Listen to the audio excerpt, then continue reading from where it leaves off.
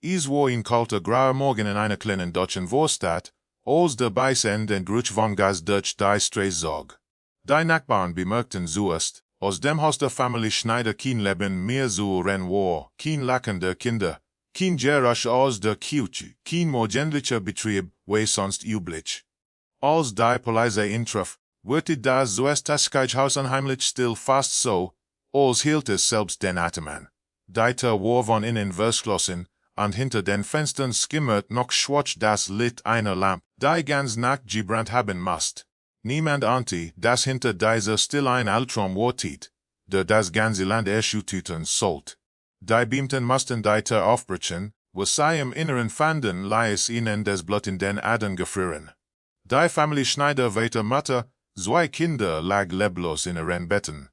Auf den ersten Blick sah es aus, als seien sie friedlich in Geschlafen, doch der Geruch von Gas war so stark, dass niemand mehr an einen Anfall glauben konnte.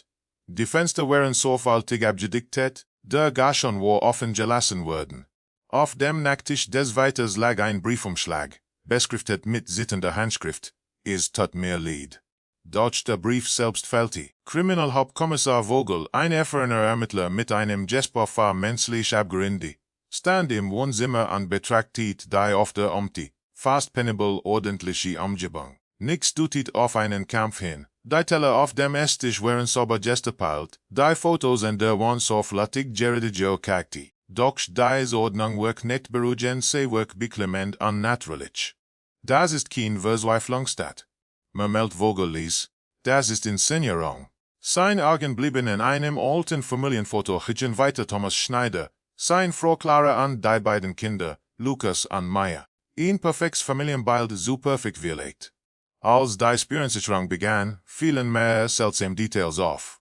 In der Garage stand das Auto des Vaters, der Tankdeckel war offen, daneben lag ein Benzinkanister. Auf dem Beifahrersitz ein altes Notizbuch, halb verbrannt, als jemand was ist zu vernichten. Die letzten lesbaren Zeilen lauteten, dürfen es nachführen, sonst ist alles vorbei? Niemand konnte zu diesem Zeitpunkt ahnen, dass dies wenigen Wort der Schlüssel zu einem die düsteren Geheimnis waren, sich über Jahre ausgebaut hat. Worin die Ermittler die Szene dokumentierten, sammelten sich scharlastig vor dem Haus.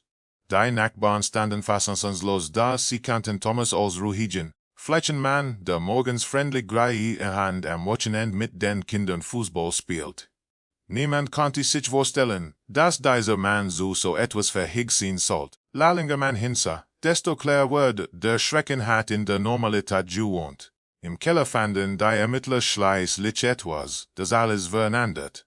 Hinter einem Riegel, offensichtlich kürzlich verschoben worden war, befand sich ein verschlossene Metallkiste. Darin lagen mehrere alte Briefe, einige Kontos geaugen Fotos, die man erklären konnte. Den Fotos war Thomas zu sein, aber nicht mit seiner Familie, sondern mit einer anderen Frau an einem anderen Ort Jasuva. Die Frau schien schwanger. War das sein dunkles Geheimnis? Da während die Polizei den Fund sichert, drängten die Medien bereits vor Ort. Die geschieht eins scheinbar liebevollen Weiters, der seine Familie Ostil skat hat, verbreitet sich wie ein Laufjäger. Journalisten spekulierten über Schulden, Doppelleben, Affären, psychische Probleme, doch die Wahrheit bleibt verborgen, eingeschlossen zwischen den Wänden dieses Hauses, nun zum Symbol des Grauens geworden war. Kommissar Vogel kehrte später noch einmal allein ins Haus zurück. Ging durch die stillen Raum, rannte das Narren des Bodens und spagwarte die dekakende Atmosphäre. Im Kinderzimmer lagen Süßstofftier nebeneinander, Lukas Bear und Mayas Hayes sauber auf dem Kopfkissen platziert. Wusst, dass diese Art von Ordnung kein Zufall war. Sie war das Werk eines Mannes, der Kontrolle bis zum letzten Moment behalten wollte. Als sich im Wohnzimmer umsah, entdeckte ein Detail. So war niemandem aufgefallen war ein kleiner Schlauchseel, versteckt hinter einem Bilderrahmen. Passte zu keiner der gefundenen Tieren oder Schubladen. Vogel nahm ein mit, überzeugte Daven, dieser Schlüssel so etwas gehört, das Thomas Schneider bis zum Schluss geheim gehalten hat. Draußen senkte sich die Dunkelheit über die Straße, Blaulichter flackerten im Nebel. Mittlerweile in das Haus, durch das der Vorher blieb, dass sie erst in der Oberfläche eines Abgrunds gekratzt hatten. Hinter der Fassade eines perfekten Familienlebens begann sich in Netz aus Lugen, schon Angst zu entweren an die Wahrheit, so ate Vogel, wat viel grosser sein, als sich jemand vorstellen konnte. Am 9. Morgen begann die eigentlich anzuschang. Das Haus der Schneiders war inzwischen von der Spurensicherung versiegelt. Die Ermittler arbeiteten sich systematisch durch die Zimmer. Kommissar Vogel hat geschlafen. Die Bilder der toten Kinder verfolgten in seinen Traummen. Wusste, dass der Fall mehr war als ein Familiendrama, roch nach Berechnung nach etwas, dass Thomas Schneider verzweifelt hat vertischen wollen. Notizbuch und die Brief waren an das Höchste der Ermittlungen, und jeder Fetzen Papier wird in der Hoffnung analysiert, einen Hinweis auf das Motiv zu finden. Leber bestitten sich erst die Vermutung und es gab kein Ansichten von fremden Wirkung, kein Einbruchspuren, kein Drogen im Blut der Opfer. Alles deutet darauf hin, Thomas Gas absichtlich geöffnet hat, während seine Familie schlief. Doch die toxikologischen Ergebnisse enthalten etwas Unerwartetes, Spuren eines Beruhigungsmittels im Blut der Kinder und seiner Frau. Sie hatten also geschlafen, tief und fest, bevor das Gas das Haus erfüllt. Das bedeutet, Thomas hat ihnen etwas verbreitet. Der Gedenkleid Vogel Stodern der Vater hat sie bewusst betäubt, bevor sie tötet. Im Kommissariat fühlten sich die Audien des Einsatzraums mit Fotos, Notizen und Verben dungeon. In der Mitte hing ein Porträt von Thomas Schneider. Ein unscheinbarer Mann mit randloser Brille und Zerrots gesimmtem Haar. Darunter in roten Lettern Foto, die Ermittler diskutierten fieberhaft. War es Finanzielle Not, Fassade, ein Doppelleben, oder etwas Dunkles etwas, das niemand ahnen konnte? Vogel hatte das Gefühl, dass sie erst am Anfang standen. Währenddessen begann das Team, das Leben der Familie Schneider zu rekonstruieren. Nachbarn beschrieben Thomas als zuverlässig, korrekt, fast pedantisch. Arbeitet als Buchhalter in einer regionalen Baufirma, war selten krank, nie auffällig. Frau Clara hat als Grundschullehrerin gearbeitet, freundlich, belehrt, engagiert. Durch ein College in Arahamte beilufig, das Clara in den letzten Wochen war und gewirkt habe stiller, manchmal mit verweinten Augen. Niemand hat gefragt warum. Vogel und sein Team durchsuchten die digitalen Spuren E-Mails, Telefonverbindungen online konnten. Dabei stieß auf mehrere Überweisungen an ein unbekannte Frau namens Mora. Kleiner Better gehuber Monat hinweg. Die Ermittler fanden heraus, die Frau in einer anderen Stadt lebt und dass sie vor 7 Jahren ein Kind zur Welt gebracht hat. Der Name des Kindes Elias. Das Blut in Vogels Adern gefroren. Thomas Schneider ein zweites Kind gehabt haben, von dem niemand wusste. Die Befragung von Mora brachte new Schatten ans Licht. Sie wirkt nervös, als Vogel an sein Kollegen auftoten. Nach kurzem Zögern gestern sei dass sie Beziehung zu Thomas gehabt hat, lange bevor Clara heiratet. Doch der Kontext sei nie willig abgerissen. Thomas habe regelmäßig Geld geschickt. Angeblich für das Kind, aber sie habe in seit Jahren nicht mehr persönlich gesehen. Als Vogel nach Elias fragt, senkt sie den Blick. Ist verschwunden, sagt sie leise. Vor 3 Jahren, niemand hat ihn gefunden. Die Sausage war wie ein Stich ins Herz der Ermittlungen. Ein verschwundenes Kind, ein weiter mit doppeltem Leben und ein Familie, die plötzlich ausgelöst wird. Der Tod der Schneider sein Versuch, alles zu begraben, auch die Wahrheit über Elias. Vogel die Daten der alten Vermissenanzeige prüfen. Damals hat niemand einen Zusammenhang gesehen, weil Thomas Schneider nie hatte Word. Doch jetzt begann sich ein erstreckendes Bild zu formen, ein Mann, der jahrelang ein Fassade aufrechthielt. One hand in die Vergangenheit langsam aufriss. Inzwischen waren auch die Ergebnisse der Handschriften analysiert. Der Satz ist tut mir leid. Auf dem Umschlag stammt zweifelsfrei von Thomas, aber die Tinte war verwischt. Und es gab Druckstellen auf dem Papier, als etwas geschrieben und dann herausgerissen wurden. Das Verständnis ließ die Ermittler nicht los. Hat jemand den Brief entfernt? Thomas selbst invernichtet, bevor die Tat beging. Vielleicht wollte dass niemand die Wahrheit erfuhr. Am 3. Tag nach dem Fund stieß Vogel auf ein Newspaper, Kleinschlossel, den im Wohnzimmer entdeckt hat, passt zu einem Schließfach in einer nahegelegenen Bank. Mit einem richterlichen Beschluss veröffentlichte das Fach und was darin lag, wo wie ein Schlag ins Sitte mehrere alte Fotos in USB, Stick und ein Dokument mit der Beschrift der Familienprojekt vertraulich. Der USB-Stick enthielt versus Datien, die ersten Entstellungsversuche, das es sich medizinisch behandelte genetische Tests, Laborbefund.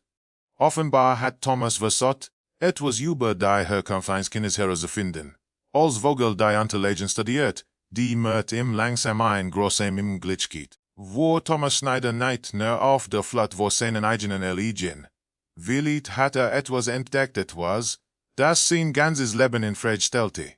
Ein Geheimnis, so zerstörerisch war, dass es lieber mit ins Grab nahm, als es ans Licht kommen zu lassen. Und wohin draußen der Region gegen die Fensterscheiben des Kommissariats piechet, wusst Vogel. Wahre Abgrund hinter dieser Tat war noch längst nicht erreicht. Je tiefer Kommissar Vogel in das Leben von Thomas Schneider eintaucht, desto undurchsichtiger wird das Bild. Nix passt zusammen, nicht die Fassade des perfekten Familienvaters, nicht die Brief, nicht die Spuren in seinem finanziellen Leben. Es war, als Tat Thomas über Jahre hinweg so ein Leben geführt hat, die sich nicht beharren dürften. Deutschland nach seinem Tod, schien alles ineinander zu stirren. Schleißfach mit den medizinischen Unterlagen ließ einen Verdacht aufkommen, der noch niemanden ausgesprochen hat, ging es vielleicht gar nicht, in Doppelle bin, sondern, etwas, mit Identität selbst zu tun hat. Die forensische Arbeiten Tag und Nacht daran, die Datien auf dem USB-Stick vollständig zu entschlüsseln. Zwischen gewöhnlichen Dokumenten fand sich plötzlich eine Reihe verschlüsselter PDFs, betitelt mit einem Karussellen TSEM-CSLS-MSs. Als die Datien schließlich geöffnet wurden, offenbart sich etwas verstörrendes Laborwerk über DNA-Analysen, teils mehr als 10 Jahre alt. Sie stammten aus einer privaten Klinik in München. Die Dokumente deuteten darauf hin, Thomas genetische Tests durchsuchen ließ nicht über sich selbst, sondern über seine Kinder. Der Absender der Analyse war selbst. Die Ergebnisse waren eindeutig. Weder Lucas noch mir waren biologisch seine Kinder. Vogel staat auf den Bericht, als über die Einsacke relativieren. Es war, als hätte Thomas Schneider eines Tages erfahren, dass sein ganzes Leben ein Erlauge gewesen war, dass seine Familie, sein Zuhause, sein vermeintlich Normalität nur ein sorgfältig aufgebautes Trugbild gewesen waren. In seinem Kopf musste ein Sturm getötet haben. Der Vater, der seine Kinder abends ins Bett brachte, wusste vielleicht, dass sie nicht von ihm stammten.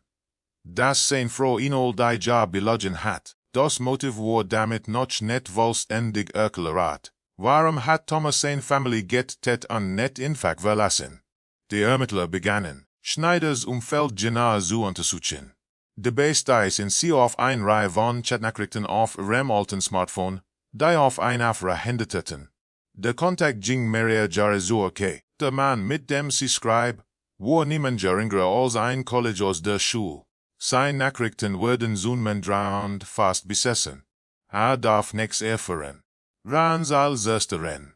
Dieser Satz ließ Vogel aufhorchen.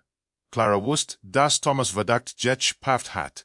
Gleichzeitig tauchten Anstimmigten in den Unterlagen der Befirma auf, in der Thomas arbeitet. Maria würde stets Buchungen verdeckter Content und ein Name, der wiederholt auf Deutsch Mora GmbH. Der gleiche Nachname wie die Frau, mit der Thomas in seiner Jugend ein Beziehung hat. War es Zufall oder Tierleins will grassieren Musters? Vielleicht war Thomas nicht der Einzige, der Geheimnis hat. Vielleicht war das ganze Umfeld durchzogen von Logen, Schulden und Erpressungen. Einer der jüngeren Ermittler entdeckt schließlich etwas, das alles noch komplizierter machte. In den digitalen Metadaten der USB-Daten befand sich ein weiterer Name Dr. Jens Faulkner, ein Genetiker, der in der gleichen Klinik gearbeitet hat. In der die DNA-Analysen durchgeführt wurden. Faulkner war seit 2 Jahren tot. Laut Polizei hatte Suizid begangen ebenfalls durch Gasvergiftung. Die Parallelen waren unheimlich. Zwei Familien, zwei Unfälle. Oder Verbindungsbeate, dass sie eine Kette folgten, deren Glieder weiter sekrieten, als sie onten. Ordneten die alten Unterlagen von Dr. Faulkner zu Profen. Zwischen den archivierten E-Mails fanden sie ein Nachricht an Thomas Schneider, datiert auf 6 Wochen vor der Tat. Der Inhalt war kurz, aber beruhigender, ich weiß jetzt, was sie getan hat. Wenn du das liest, bist du in Gefahr. Dennoch kein weiteren Spuren. Vogel fühlte sich das Netz enger Sorg, aber das Zentrum blieb unsichtbar. In der Zwischenzeit geriet die Öffentlichkeit außer Kontrolle. Die Medien malten Thomas als Monster, die Nachbarn als Opfer eines Psychopathen. Doch für Vogel war das zu einfach. Spürte Thomas Schneider in seinen letzten Tagen nicht nur tötete, sondern auch getriebene Jusen war jemand, der auf ein Wahrheit gesto in war die so groß war, sie zu tragen, weil it hatte versucht, seine Familie zu retten. Auf sein krank, verzweifelt Weise. Will it glaubt wirklich, dass seine im Tod Frieden finden konnten. Als Vogel in das Haus betrat diesmal allein, seine Gedanken zu ordnen, fiel ihm etwas auf, das bisher niemand beachtet hat. In der Katschi hinter einem losen Wandpanel befand sich ein kleiner Hohlraum, darin ein Kassett, alt beschriftet mit Verdicht. Ließ sie in der Technikabteilung wiederherstellen. Der Aufnahme war Thomas' Stimme so den Rubrachag aber gefasst. Wenn du das rest, ist es vorbei. Ich habe versucht, es zu verstehen. Aber alles war eine klare du, Kinder erwart nicht das, was ich dacht. Und doch liebe ich wollte euch nur befreien. Mit euch. Danach, ein tiefes Einatmen, dann still. Dies letzten Wort halten in Vogels Kopf weiter. Sie erklärten nichts und alles zugleich. Der Mann, der seine Familie getötet hat, war kein wahnsinniger Fremder, war ein gebrochener Mensch. Gefangen zwischen Wahrheit, Schuld und einer Wahrheit, die sein Weltbild zerstörte. Doch der wahre Kern der Geschichte blieb im Dunkeln. Wer hat ihm dies Wahrheit offenbart? Was bittet sei wirklich? Als Vogel und Jinem Abend das Haus verließ, wusste dass Aragsel war noch nicht zu Ende. Es hatte gerade erst begonnen. In den folgenden Tagen verwandelte sich die Ermittlung in ein Labyrinth aus Tierschungen, verschwundenen Spuren und widersprüchlichen Hinweisen. Kommissar Vogel konnte kaum schlafen. Aufnahme von Thomas Schneider halt in seinem Kopf nach die letzten Worte eines Mannes, der in der Grenze zwischen Wahrheit und Wahnsinn gestanden hat. Doch für Vogel war klar, fehlt etwas. Niemand hat seine Familie nur wegen einer zu lang, und niemand spricht in dieser Kelute von Befreiung. Wenn nicht glaubt, einem noch größeren Schrecken zu entkommen, es muss etwas gegeben haben, das Thomas in den Abgrund getrieben hat etwas, das Jessen oder erfahren hat, und das alles erste was kannte. Forensischen Experten hatten inzwischen die Daten des USB-Sticks vollständig rekonstruiert. Unter den entschlüsselten Dokumenten befanden sich nicht nur DNA-Berichte, sondern auch Notizen aus der Emmanchener Klinik, in der Dr. Faulkner gearbeitet hat. Ein dieser Notizen trug die Überschrift Project Genesis Intern Study 2008-2012, Listen von Familiennamen, Probandennamen und anonymisierten medizinischen Ergebnissen. Und unter den Namen taucht auch Schneider auf mehrfach. Es sah so aus, als sie Thomas Schneider Teil einer experimentellen Studie gewesen, ohne es zu wissen. Die Daten deuteten darauf hin, seine Frau Clara ebenfalls Teilnehmerin gewesen war im Rahmen einer genetischen Eignungsprüfung. Vogel war verwirrt. Ein medizinische Studie, die über ein Jahrzehnt alt war, ein Arzt, tot war und eine Familie, die ausgeschlossen wird, was verbend das, vor selbst nach Menschen, die Klinikakten zu sekten. Die Richtung existiert nicht mehr. Gebäude war verlassen. Der Name über der Tür entfernt. Im Keller fand man dort Kartons mit alten Patientenakten, viel davon geschreddert oder verbrannt. Dort in einem vergessen Ordner stieß Vogel auf einen Bericht mit dem Titel Anomalie S43 Familienfall. Der Handschrift gerät Dr. Faulkner. Darin stand, die genetischen Testergebnisse von Familie Schneider nicht erklärbar.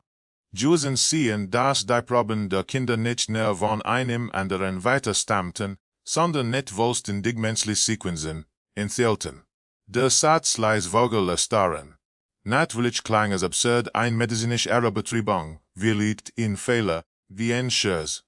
Doch Faulkner hatte ein Randnotiz hingedacht Schneider Art etwas. Ihr darf die Unterlagen nicht sehen. Offenbar hat Thomas irgendwann Zugriff auf dies Bericht bekommen, willet durch sein Verbindungen willet durch Zufall. Und was dort las, time den Boden unter den Füßen weggezogen. War es ein biologisch Tätigkeit, ein medizinischer Skandal, oder glaubt Thomas wirklich, dass seine Familie nicht das war, was sie zu sein schien? Wenn Vogel dies Unterlagen lauf, dass beobachtet wird, so man nenne in unser Gen die sich auffällig verhielten, standen auf dem Klinigeland. Also sie ansprach, wiesen sie sich als Vertreter einer medizinischen Aufsichtsbehörde. Aus doch ihr Ausweis waren nicht registriert. Kurz darauf erhielt Vogel einen Anruf von seinem Vorgesetzten. Soll die Ermittlungen zu den Klinikanterlegen einstellen, herstellen, hieß es na. Das war der Moment, in dem Vogel verstand, dass der Vollschneider Gracie war, meinem Glauben machen wollte. Zurück in seiner Dienststelle satte nach der Wahrheit auf eigene Faust. Kontaktiert ein Journalistin, Anna Riedel, bereits vor Jahren über dubios Genetikprogramm berichtet hat. Gemeinsam sekteten sie die Daten, die Vogel heimlich kopiert hat. Anna erkannte sofort ein Muster. Klinik war Teil eines stillen Forschungsnetzwerks, das angeblich Pränataloptimierungsverfahren testet inoffiziell und Zustimmung der Probanden. Einige Berichte sprechen von Eingriffen während der Schwangerschaft, von Embryonen, die genetisch modifiziert worden waren. Wenn dies Berichte stimmten, war Clara Schneider unwissentlich Teil eines illegalen Experiments geworden, und ihre Kinder waren das Ergebnis. Dies Erkenntnis ließ als in einem neuen Licht erscheinen. Thomas Schneider hat wahrscheinlich die Wahrheit entdeckt, dass seine Kinder das Produkt eines wissenschaftlichen Experiments waren. Das seine Frau nie verstanden hat sie gestellt. Wahrheit hat sie es gestanden, und in dieser Erkenntnis hat sich in einem etwas zerbrochen. Was tut ein Mensch, wenn begreift, dass sein ganzes Leben, Familie sein Liebe auf einer Lage basiert, die weit über menschliches Verrat hinausgeht? Anna und Vogel beschlossen, das Netzwerk hinter der Klinik zu identifizieren. Dabei stießen sie auf Spuren, die in politisch und wirtschaftlich Kreise hatten, bis hin zu einer Stiftung, sich öffentlich für medizinischen Fortschritt und Familiengesundheit einsetzt. Dort intern so seite ein geleakter E-Mail war finanziert sie Studien offiziell nie existiert hatten. In einer der Mails heißt Schneider war nicht Teil des Plans. Sein Zugriff muss verhindert werden. Damit war klar, Thomas Todd kein isoliertes Familiendrama war. War der letzte Akt einer Vertustung. Vogel versucht, seine Entdeckung zu melden, doch sein Bericht wird gestoppt. Noch bevor das Police beneckt. Am ersten Tag erhielt ein anonym Nachricht auf sein privates Handy, lassen Sie es ruhen. Sonst endet es wie bei Faulkner. Wusste, dass nun selbst im Visier stand. Doch konnte nicht aufrennen, so viel Fragen blieben offen. Warum wird die Familie Schneider wirklich getötet? Hatte Thomas Willet gar nicht aus freiem Willen gehandelt. Hat ein letztes Mal ins Haus des Schneiders zurück. Dort, in der Stille der verlassenen Zimmer, spürte plötzlich, dass nicht allein war. Ein Gestalt stand im Türrahmen eine Frau, mit dreht Blick, mit tiefen Augenringen. Sie stellt sich aus ihrer Mora vor. Sie sagt nur einen Satz. Wusste es und sie wollten, dass es tat. Dann dreht sie sich und verschwand im Nebel des Stress. Vogel bleibt zurück starr vor Entsetzen. Zum ersten Mal begriff Thomas Schneider willigt gar keine Mamrada im klassischen Sinn war, sondern ein Werkzeug. Ein Mann, der von Kaften benutzt wird, die seine Familie leist dem Schicksal überlassen hatten. Wade waren draußen die Sarnen eins wobei verenden Krankenwagens Werklingen, schwor Vogel sich selbst, dass die Wahrheit ans Licht bringen wird, auch wenn sie in alles kosten würde. Das was sich hinter dem Vollschneider verbarg, war kein Einzelfall. Es war ein Spiegel dessen, wozu Menschen verfähig sind, wenn sie glauben, Gott spielen zu dürfen. Der Regen fiel in die Unin, Rallichen Stranen, als Kommissar Vogel am Tatort stand und in die Dunkelheit starrt, die sich über die Straße gelegt hat. Das Haus der Schneiders war inzwischen leer verriegelt und von der Nachbarschaft gemieden. Niemand wollte mehr in der Nähe dieses Orts leben, der zu einem Symbol für Wahnsinn, Schuld und Geheimnis geworden war. Vogel war das Haus mehr als ein Tatort, es war ein Ortszell, dessen letzte Antwort sich hartnäckig weigert, ans Licht zu kommen. Hat in den letzten Wochen als verloren. Sein Getrügen hatte seinen Schlaf, sein Ruhe, seinen Glauben und Ticket. Und doch wusste dass nicht aufrennen konnte. So viel Stimmen aus der Vergangenheit flüsterten noch zwischen den Doppelanden dieses Hauses. Die Unterlagen, die Vogel gemeinsam mit der Journalistin Anna Riedel gesammelt hat, wurden offiziell anerkannt. Das Polizeipräsidium erklärte den Fall für abgeschlossen, Die Akten worden als Familiendrama mit psychischer Ursache ingestuft. Kein Wort über die Klinik, Q über Project Genesis, kein Wort über die genetischen Berit. Alles verschwand in den dunklen Archiven der Bürokratie. Als hätte es nie existiert. Doch einer veröffentlichte heimlich einen Artikel, einen Bericht nehmen, in dem sie von einem Mann schreibt, der in der Wahrheit zerbrach, weil sie so unmenschlich war, sie so ertrugen. Der Artikel ging viral und verschwand, wenn standen später wieder aus allen großen Medienportalen. Vogel noch in derselben Nacht einen anonymen Anruf. Ein Versut Stimme sagte, sie haben etwas übersehen. Dann brach die Verbindung ab. Als die Nummer verfolgt, stellte sich heraus, dass der Anruf aus den eines ehemaligen Laborgebejuts kam in der gleichen Stadt, in der die Mora GmbH ihren Sitz hat. Vogel fuhr sofort dorthin. Das Gelnand war verlassen, geben von alten Siglern an zerbrochenen Fenstern. Doch im Inneren fand er Spuren alte Computer, Proben erhaschen, und in einer staubigen Schublade ein Detail mit der Bezeichnung Schneider Final. Today enthielt ein Video. Es seit Thomas Schneider selbst, aufgenommen wenn Stage vor seinem Tod. Sah es öfters, die Augen tief ingesunken, da achnina sittend. Ich weiß jetzt, geten haben, die Kamera. Clara wusste es nicht. Niemand wusste es. Aber sie haben mit uns experimentiert. Sie haben mein Familie benutzt. Ich habe versucht Hilfe zu finden, doch niemand glaubt mehr. Ich habe Angst, dass sie uns holen würden. Wenn das sieht, bin ich willig gone tot. Dann folgt ein Pause und Thomas' Stimme brach. Ich habe mein Kinder nicht getötet, sie zu bestrafen. Ich will sie retten vor dem, was sie sind. Vogel konnte kaum atmen. Diese Aufnahme stellt alles in Frage. Ma aber die Tat wusst. Wenn Thomas die Wahrheit sagt, war die Familie Schneider nicht Opfer eines plötzlichen Wahnsinns, sondern Teil eines systematischen Experiments.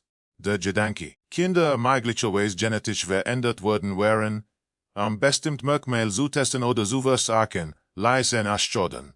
Hat in seiner Karriere viel gegessen, aber noch nicht was, so tief in den Kern der Menschlichkeit nicht.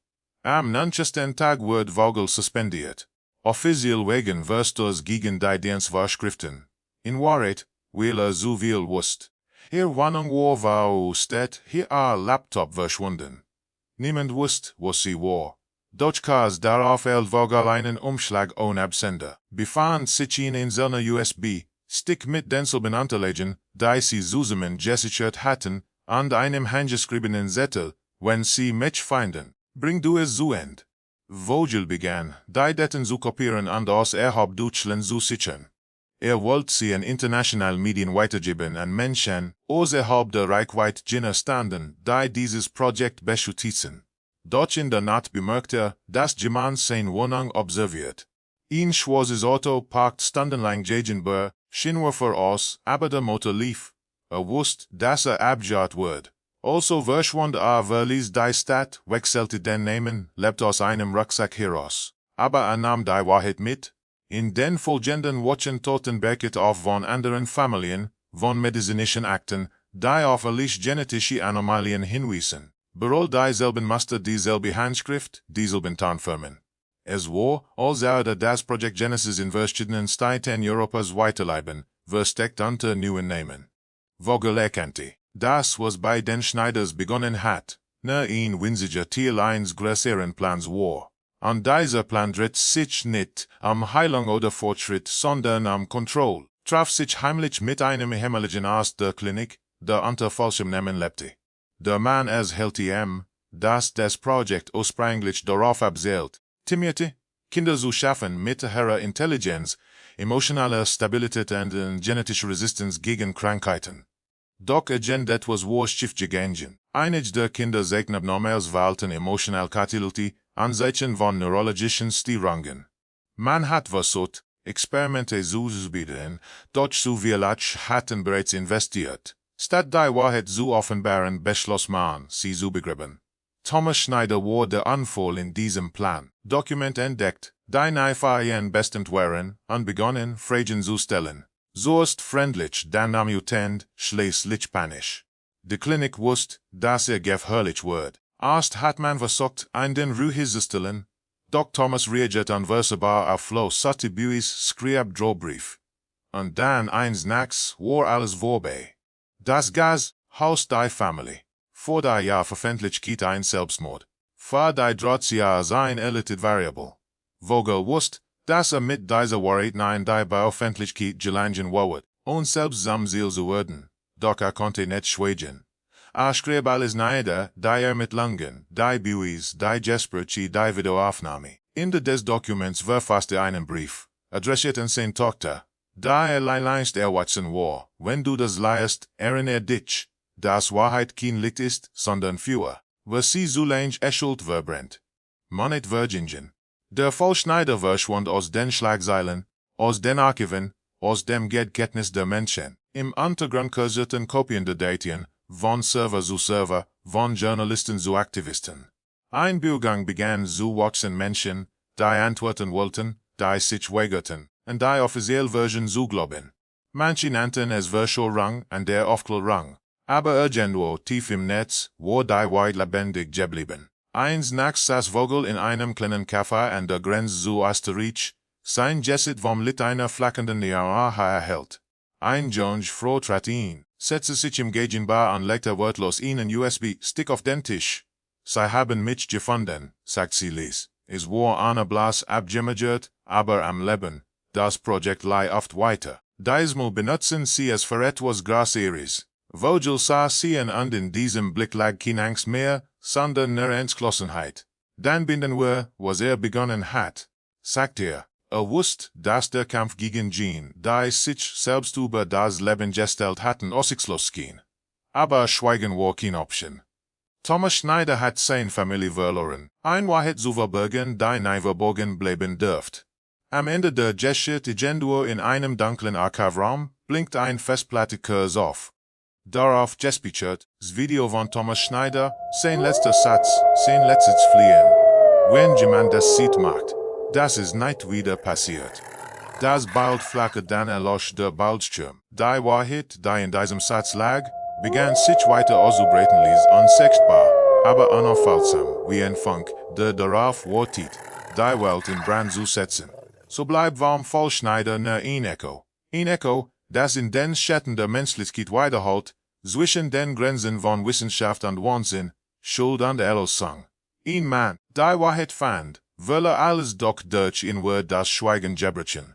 Denn manchmal ist das Grauen, das wir verbergen wollen, nichts anderes als der Preis dafür, dass wir vergessen haben, was bedeutet, Mensch zu sein.